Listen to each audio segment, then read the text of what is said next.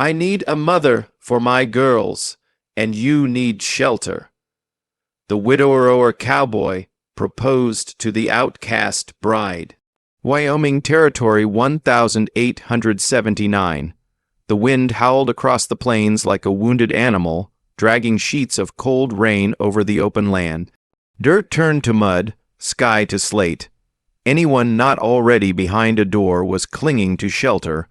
A lone figure trudged the dirt road, barefoot, soaked, steps slow with exhaustion.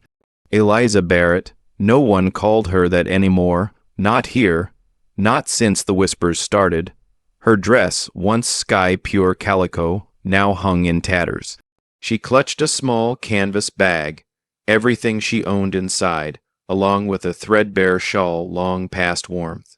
She spotted the abandoned church just outside town, its paint peeling, steeple broken. She huddled beneath its porch, knees to her chest, rain dripping from the eaves. Peace never lasted long. A woman, red-faced, broom in hand, stepped from the doorway, eyes sharp as knives. "You think you can hide here, Eliza Barrett? This ain't no brothel. I just need to rest. I haven't eaten in. You should have thought of that before working with Miss Lillian's girls. We know what kind of women end up in that house. You're not welcome here." Eliza didn't argue. She stood, body trembling from cold and humiliation, and stepped back into the storm. The sound of hooves came slow and steady down the road, louder through wind and rain. A man in a long oil-end coat rode toward her, hat pulled low. His horse moved with calm certainty, used to bad weather. He saw her, stopped, dismounted. He didn't speak at first, just stood, eyes scanning her soaked, shivering form. Eliza didn't lift her head. Her pride had vanished 3 towns ago. Finally he spoke, his voice low and even. "You got a name?" She didn't answer. "You from here?" She shook her head. "Anyone waiting on you?" "No." He studied her. She noticed the scar on his jaw, half hidden by a beard. "Not young, not old, just worn. I'm Jed. I across," he said. "I've got a ranch 5 miles out. 2 daughters, one 6, the other nearly 3. She nodded once, uncertain why he was telling her this. "My wife passed last winter." Eliza swallowed. The wind cut through her like wire. "I ain't looking for a lover," he said, "and I sure as hell don't have time to court. But my girls need someone kind, someone who can cook, hold them when they cry, remind them what a woman sounds like." She finally looked up. His eyes weren't soft, but they weren't cruel. "You look like you need a roof," he added. "I need someone who won't drink, won't steal, and won't scare my girls. That's all." Eliza opened her mouth, then closed it again. Her hands trembled. "You don't even know me," she whispered. "I don't need to." Jed replied, "I've seen enough to know some folks fall through cracks they didn't make. I worked for Miss Lillian." She said, "I wasn't one of the girls. I cleaned, watched children sometimes." "I ain't asking about your past," he said, then softer. "And I won't if you don't ask about mine." Silence stretched between them. He reached into his saddle bag, pulled out a blanket, and stepped closer. "You can say no, all right, we forget this ever happened." She didn't move. "But if you want to come," he said, "there's a fire waiting. A meal, a bed with a roof. Nothing promised, but it'll be yours." Thunder cracked in the distance. Eliza took the blanket and held it close. "Yes," she said, "I'll come." Jed nodded once, no smile, just helped her onto the horse, then climbed up behind her. They rode off into the rain, 2 strangers bound not by love, but by need, and the faintest hope of something better on the other side of the storm. The cabin stood near a bend in the creek, its cedar roof bowed from the weight of snow long gone. It was simple, 4 walls, a chimney that puffed weak smoke, and a wooden porch that groaned under boots. But to Eliza, it looked like the edge of salvation. Jed led her through the door without ceremony. Inside the air was still, not cold, but not welcoming either, the kind of stillness that lingered after grief. Two little girls sat at the hearth. The older one, with chestnut hair and sharp, cautious eyes, clutched a ragged doll by the arm. The younger, her curls wild and golden, sucked on two fingers, peering up with a mixture of wonder and fear. "They're yours?" Eliza asked softly. Jed nodded. Claw's the big one, Emma's the baby. The girls didn't speak. Claire pulled her sister closer, watching Eliza like she might turn into smoke and vanish or worse, stay. Jed removed his coat and hung it by the door. "You'll sleep in the back room. It used to be hers. There's still linen." I didn't have time to change things. Eliza didn't ask what he meant. She understood. At night, she cooked what little she found. Dried beans, a few potatoes, and a jar of pickled beets. The girls didn't eat much. They stared, studied. Eliza smiled gently, but said little. Jed sat at the table like a statue, eating in silence. His presence filled the room without trying. When the girls were tucked into bed, Eliza stepped out to the porch with a wash basin, scrubbing the grime from her hands. The stars were faint, the air sharp. She exhaled slowly. "You don't talk much," she said without turning. Jed leaned against the door frame. "Talking don't fix things." "No," she agreed. "But sometimes it helps the hurting feel less loud." He didn't reply. In the days that followed, Eliza scrubbed floors, patched curtains, and swept away months of settled dust. She tried to hum while she worked like she used to when watching over the madam's toddlers back in Kansas. But the girls kept their distance. Emma would peek around corners and vanish. Claire followed Eliza with eyes too old for 6. The townsfolk didn't miss her arrival. At the general store, whispers trailed behind her like burrs on fabric. A man tipped his hat, but his wife pulled him away. Children stared. Women turned their backs. Lisa Barrett. "Ain't she the one from that house? She'll poison those children's souls. She's not fit for a widower's memory."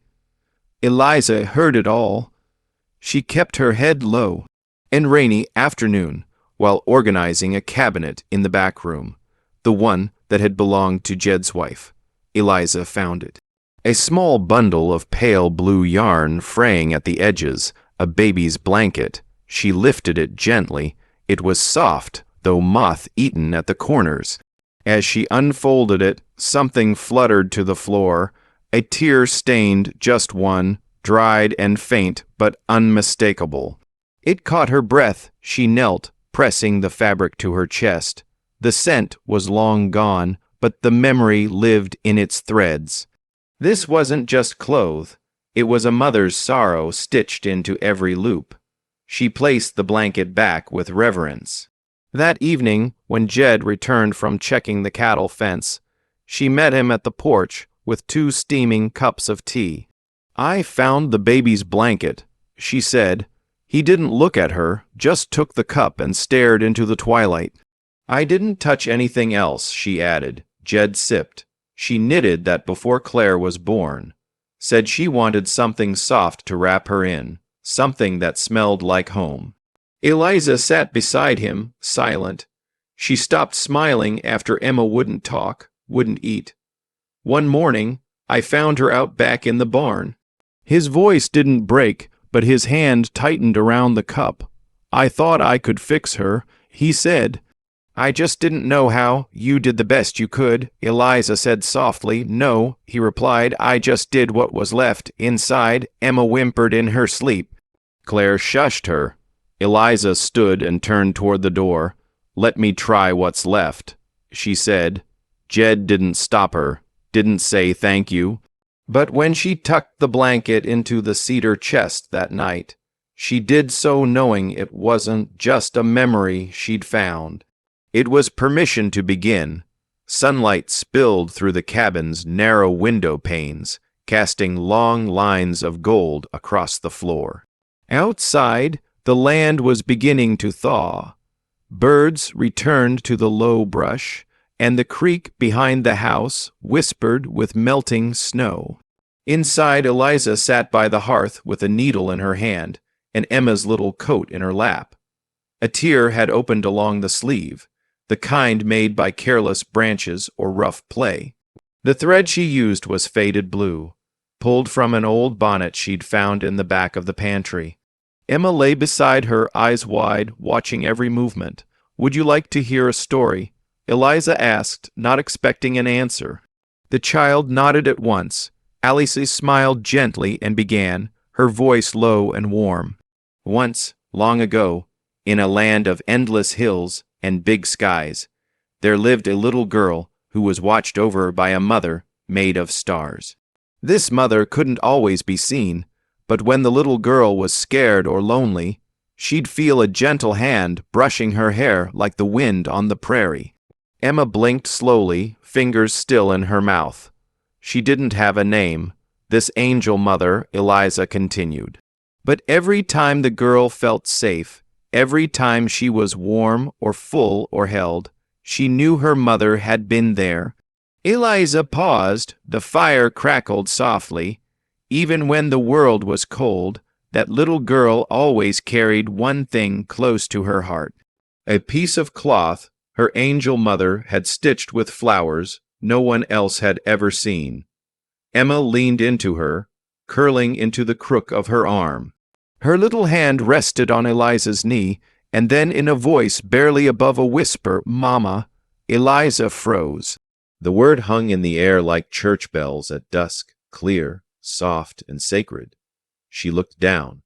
Emma's eyes had already closed, her breath evening into sleep. In the doorway, Jed stood.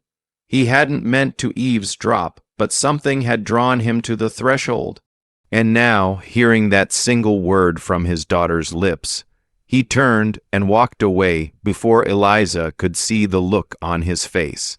That the next morning he found her out near the barn, brushing down the mule. He didn't speak at first, just handed her a folded square of cloth. "What's this?" she asked. Jed rubbed the back of his neck. "I know you've been sewing a bit. I found that in the trunk. Figured you'd put it to better use than I would."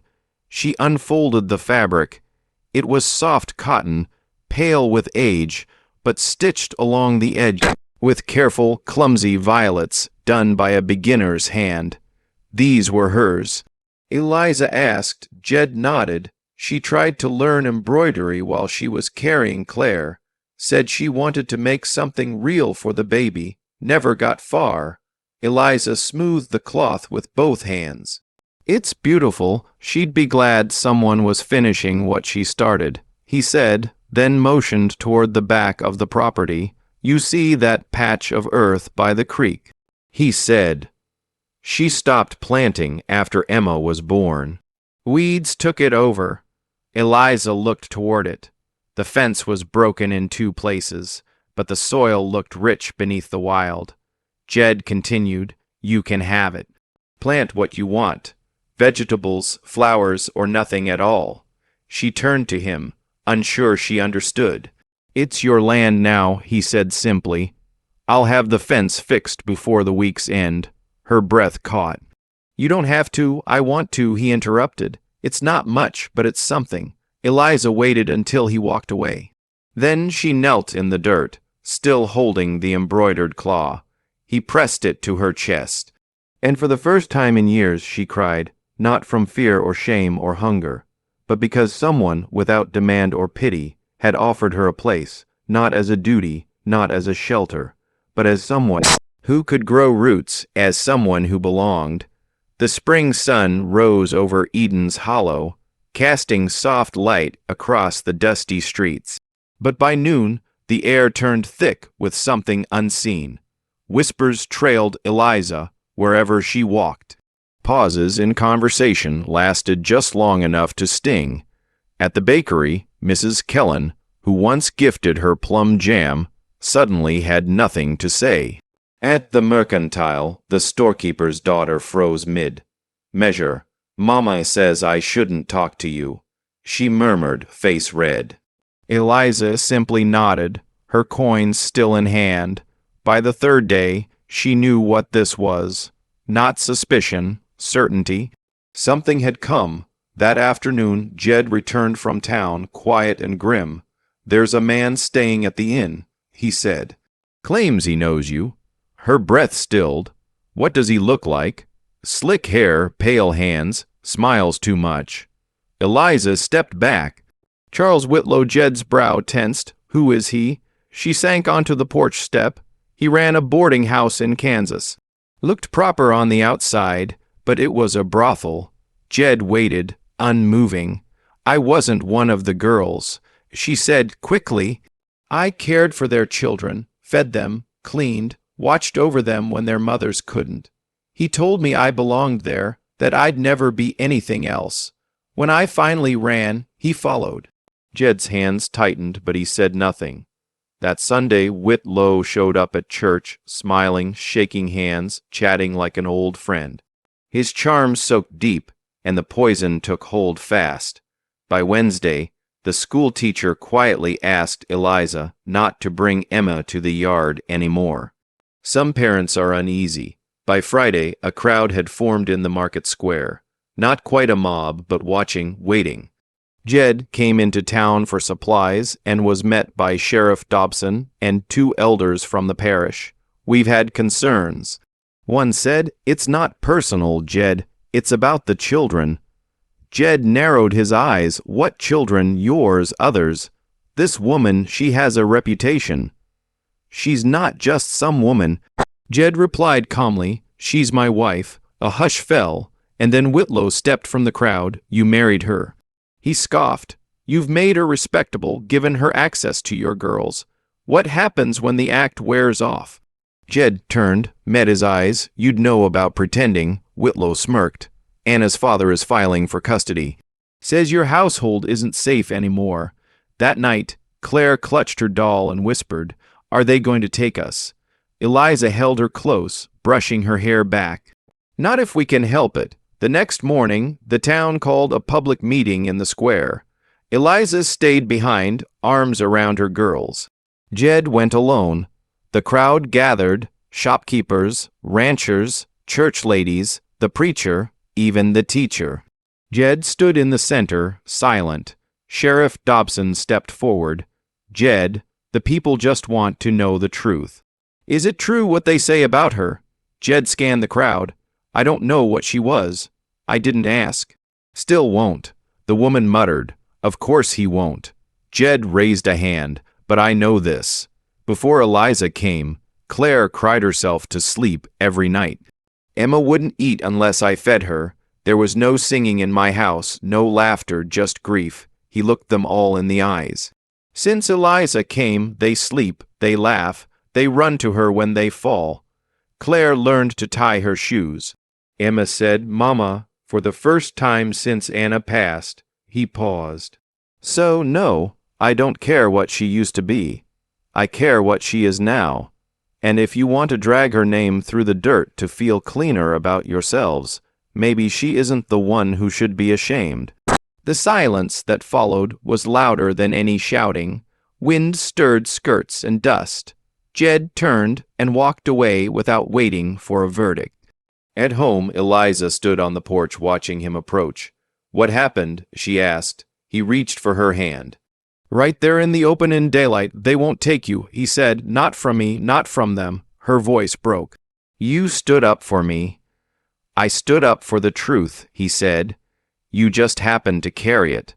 That night, the girls drifted to sleep listening to Eliza's voice read from a worn book. And Jed, quiet by the fire, didn't just hear the words. He listened to the silence that followed. It wasn't filled with fear anymore. It was filled with peace. The night was still, too still. Even the wind had gone quiet, as if holding its breath. Then came the crack. A single snap, sharp and unnatural, followed by a burst of orange flickering against the black sky. Jed woke to the smell of smoke. "Eliza," he shouted, bolting upright. The barn. They raced outside. Flames were already eating through the lower beams, licking at the old hay bales stacked in the loft. The horses screamed from inside, Wild panicked. Jed grabbed the water barrel, yelling for her to stay back. But Eliza was already running. Eliza, wait. She didn't. She dove beneath the smoke, hand pressed over her mouth, skirt trailing like a shadow behind her. Inside the barn, chaos reigned. The flames roared louder with every second. Most of the horses had broken free, but one remained, trapped in the far stall, eyes wide with terror. Shadow, the black mare, Jed's late wife, had raised her from a foe. Eliza knew what the horse meant. She opened the stall gate with shaking fingers, whispering through the smoke, "Come on, girl, come on." The mare backed away, nostrils flaring. The roof groaned above them. "Please," Eliza cried. A beam cracked and dropped. Fire leapt between them. Eliza flinched, her arm brushed against the burning timber. She cried out, but didn't stop. She flung the stall door wide and slapped the mare's flank with her good hand. Go! The horse bolted into the night, hooves pounding. Jed met her just outside, pulling her away seconds before another crash behind them. Together, they fell under the grass as the barn hissed and crumbled. Smoke curled around them like ghosts.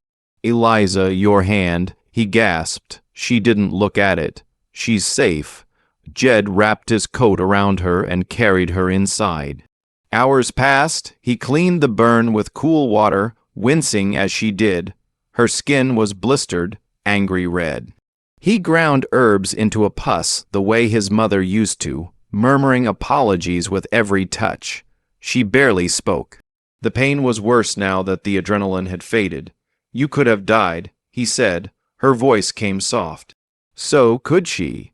Jed finished bandaging her, then sat beside her on the floor, back against the wall. He took her good hand in his. It wasn't duty anymore. "I never told anyone this," he said quietly. "After Anna died, I used to sit out by the creek with a bottle and a rope." Eliza turned her head toward him. "I'd tie knots," he continued. "Tell myself I was just practicing, that I'd never really do it. But I always stopped when the sun came up. Because of Claire, because of Emma, because I hated the idea of someone else telling them who their father was. I wanted them to hear it from me someday, all of it." He looked down, "but mostly I stayed because I was afraid I'd see her again, and she wouldn't want me." Eliza reached up, touched his cheek with trembling fingers. "You stayed," she whispered. "That matters." Their eyes met. His guarded hers full of something unspoken. And then, slowly, he leaned forward. The kiss was not rushed. It wasn't desperate or hungry. It was quiet, soft, like forgiveness, like two wounds leaning into each other, not to heal, but to breathe. When they pulled apart, Jed pressed his forehead to hers.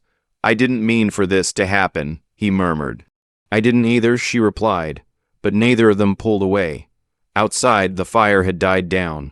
Inside, something else had started to burn. The day after the fire, the sky turned cold again. Rain swept over the land in slow gray sheets, softening the earth where ashes had once burned bright. Inside the cabin, Elissa moved quietly. Her bandaged hand throbbed, but she refused to rest. Something inside her wouldn't let her. She was cleaning the bedroom closet, Anna's closet. It still held the scent of old lavender and wood smoke. Eliza was careful with everything. A hairbrush, a worn ribbon, a pair of gloves with the fingertips rubbed bare. Behind the closet's back panel, a sliver of loose wood caught her eye. When she pressed it, the piece shifted inward and something fell out. A folded envelope, yellowed, creased, brittle with age, to Jedediah. "Only if I cannot say it aloud." Eliza froze. She carried it to the kitchen table, sat down, and stared at it for a long while before opening it. The ink was faded, but the words remained strong, achingly human. "Jed, if you're reading this, it means I wasn't brave enough to tell you myself. I don't know what's wrong with me. Every day I look at Claire and feel like I'm watching someone else's child. I want to love her, I do, but my chest feels heavy, like I'm breathing through wet cloth. When Emma came, I thought the darkness would pass, but it didn't. It got worse. I smile when people visit. I nod when you talk, but inside I feel like I'm sinking. I don't want to be this way. I see you trying so hard. You carry all of us. I wish I could be more than a burden. Please forgive me if I fail you. If I fail them, I'm trying, Jed. I promise I'm trying. Anna Eliza's throat tightened. She pressed the letter to her chest. That evening, she waited until the girls were asleep, then handed the letter to Jed in silence. He looked at her puzzled, then unfolded the page. The more he read, the stiller he became. When he finished, his shoulders fell. Eliza reached for his hand. He didn't speak for a long time. She never told me. He whispered at last, not once. Eliza nodded. She didn't know how. Tears slipped down his face, silent and unashamed. She had never seen him cry before. I thought it was me, he said. Thought I wasn't enough, that I made her feel alone. You didn't, Eliza said softly. She loved you, she just couldn't find her way back. He turned the letter over in his hand. Why didn't I see it? Because you were carrying her and the girls at the same time. They sat in silence, the weight of the letter between them. I want to bury it, Jed said finally. Not to forget, but to let her rest. Eliza didn't ask where. He led her outside, rain still drizzling, and walked past the barn ruins, past the porch, toward the patch of land by the creek. Garden she'd started weeks ago. The flowers had begun to sprout, a few stubborn wild blooms already reaching toward the rain. Jed knelt beside them, dug a small hole with his bare hands, and placed the letter inside. Then he looked up at Eliza. This land, he said, it was hers. Then it was empty. Now it's yours and alive again. Eliza dropped to her knees beside him. Mud soaked through her skirt. But she didn't care. Together, they covered the letter with dark, rich soil. She pressed her palm flat over it. Jed placed his hand over hers, the moment held. No words, no vows, just the simple truth of grief laid to rest and something fragile taking root in its place. In the morning, the sun would rise over that small garden, and the past, no longer buried in shame, would begin to bloom. With grace, the sun hung low over Eden's Hollow, casting a soft amber hue across the prairie. Bird song echoed from the creek, and a breeze carried the scent of wild flowers through the valley. It was a quiet day, nothing grand, but for Jed and Eliza it marked something both heavy and light. The day they would say, I do. Not in front of God and hundreds, but in front of the two small souls. Who mattered most? It had started with a letter from the courthouse. After weeks of tension and threats from Anna's father, still bitter, still grieving, the legal pressure had returned. His lawyer questioned the validity of Jed's arrangement with Eliza. A live-in woman, the document read, with no formal union or legal tie. The implication was clear. Their living situation could be used against them in any custody hearing. So Jed had suggested it awkwardly over breakfast one morning. We could make it official, he said, stirring his coffee. You know, for the girls, for clarity. Eliza had paused, then nodded. That makes sense. But when the day came, it didn't feel like paperwork. Claire and Emma picked wild flowers for Eliza's hair. Jed wore a freshly pressed shirt, the one he only ever used for church and burials. Eliza's dress was simple, cream-colored cotton with delicate stitching along the hem.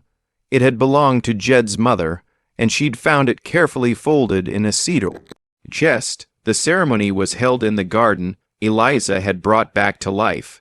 The small patch bloomed with early summer color, eero, golden alyssum, and the violets she had embroidered months ago. Sheriff Dobson, reluctant but fair, agreed to officiate with a copy of the county ledger in hand. Claire held the ring, Jed's wedding band from years before, polished clean. Emma clutched a stuffed rabbit, her solemn gaze fixed on Eliza's face. They stood together beneath the arch of two leaning trees, branches touching like praying hands. Jed cleared his throat when it came time for the vows.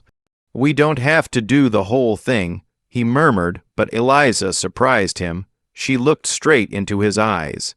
"I want to." He met her gaze and nodded. Slowly, carefully, they began. "I promise to keep your daughter safe," Eliza said softly, "to give them soft hands and firm rules to make sure they never forget they're loved." Jed's voice was low but steady. "I promise to protect you, Eliza, not because I have to, but because I want to. And I promise to listen, to not turn away, even when the silence is easier." Tears welled in Alyssa's eyes. Claire stepped forward and handed the ring to Jed. As he slipped it onto Eliza's finger, Claire looked up at her with wide, uncertain eyes. "You're not going to leave us, are you?" The question hit like thunder in the open air. Eliza knelt without hesitation. She placed both hands gently on Claire's shoulders. "No, baby. I'm here for good." Claire blinked fast, then threw her arms around Eliza's neck. "Mama," she whispered again, not like the first time, fragile and unsure, but now with certainty, with hope. Jed reached out and Eliza took his hand, fingers laced, heart steady, and in that small corner of the wild Wyoming land, surrounded by flowers and the ghosts they'd made peace with, they became something more than man and wife. They became a family.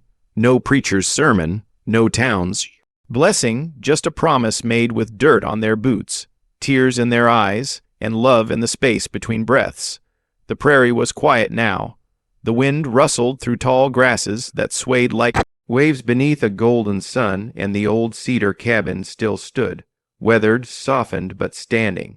Its wood bore the scars of time, of fire, of storms long past, but like the love once grown within its walls, it endured. Inside, a young woman sat curled in a faded armchair, a leather-bound journal in her lap. Her fingers traced the loops and curves of handwriting that had survived generations. Eliza Barrett, cross her grandmother. The final page of the journal was stained with pressed violets, now brittle with age, but the ink remained strong like the woman who had written it. He didn't marry me for love, married me because I was alone and he was tired, and two little girls needed something more than what the world had given them. I accepted because I was cold and hungry, and because no one else had looked at me like I was something worth saving. But oh, by the time he left this world, I realized I had lived a love deeper than anything I'd ever read in a book. Ours was not story told in churches or written in scripture. It was carved into the beams of a house rebuilt with trembling hands, sewn into a child's torn sleeve, buried beneath a garden where violets bloomed every spring. It was the kind of love that didn't burn hot or bright, but warm and constant. It held when everything else fell apart. And when he held my hand in the end, he didn't have to say it. I already knew. The young woman closed the journal, tears on her cheeks that she hadn't realized were falling. Outside, the land stretched endlessly, the same land Eliza had once walked barefoot, weary and unwanted, the same land she had planted with trembling hands. The same earth where she and Jedediah had buried their ghosts and grown something living in their place. The cabin door creaked open. With the breeze, a single photograph rested on the mantel, a man with tired eyes and a rough beard, and beside him, a woman in a simple cotton dress, smiling not for the camera, but for someone just out of frame. The woman stood holding the journal to her chest. She stepped outside onto the porch, the board still groaning underfoot, and looked out over the wild, untamed fields. No monuments marked their love, no scripture recorded it, but here, in the wind, in the earth, in the echo of her grandmother's words, it lived, it endured, it mattered, and that was the story of a love not born from fairy tales or ballrooms, but from dust, fire, and quiet devotion. A widowed cowboy, an outcast bride, two lost souls who found not passion first, but purpose, and from that love deeper than time. If this story moved you, if it stirred something real in your heart, then saddle up and hit that like button to help more folks find tales like this one. Subscribe to Wild West Love Stories for more true grit, romance, timeless echoes, and heartbreaks that heal. We've got more stories waiting. Stories where bullets missed but hearts didn't. There weren't any hardened hearts. However, new episodes every week. You won't want to miss what's coming next. Subscribe now, ride with us, remember love.